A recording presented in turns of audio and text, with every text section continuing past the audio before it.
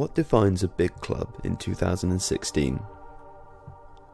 Whilst competitiveness, titles and history play their part, undoubtedly the answer is wealth.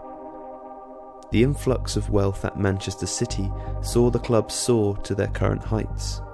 Conversely, Portsmouth's financial crash led the club to the lower reaches of the Football League.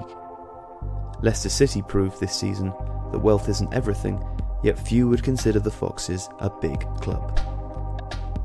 An example of this discussion arose during Ronald Koeman's switch from Southampton to Everton. With some critics calling it a sideways move, questions were raised concerning Everton's status with regard to Southampton's recent improvement. Here's a brief summary of both sides of the argument.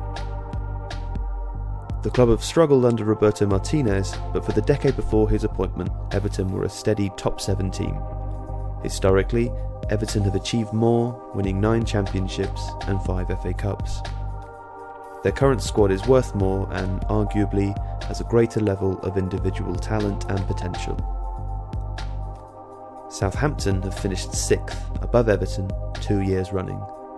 The club is incredibly well run, with an academy consistently turning out talent.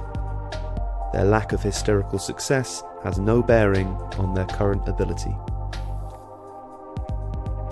Both arguments are valid, yet appear to point to wildly different definitions of status. The argument for Everton greatly revolves around their history of success. Pragmatically speaking, this plays little to no part in their current status. Their rich history might favour their ability to recruit players and staff, the footballing version of brand awareness, yet Southampton's stock is rapidly rising also. Are Nottingham Forest a big club because they won 2 European Cups? Are Aston Villa for their 1? This Premier League season was symbolically packed with turning wheels. Aston Villa and Newcastle's relegation dismisses the myth of mid-table clubs too big to go down. Leicester's victory highlights the possibilities for newly successful clubs to greatly overachieve. The Premier League's latest TV deal has changed everything. And can we really say in this era that Everton are unequivocally the bigger club? Yet even within the status quo there are positives for Everton.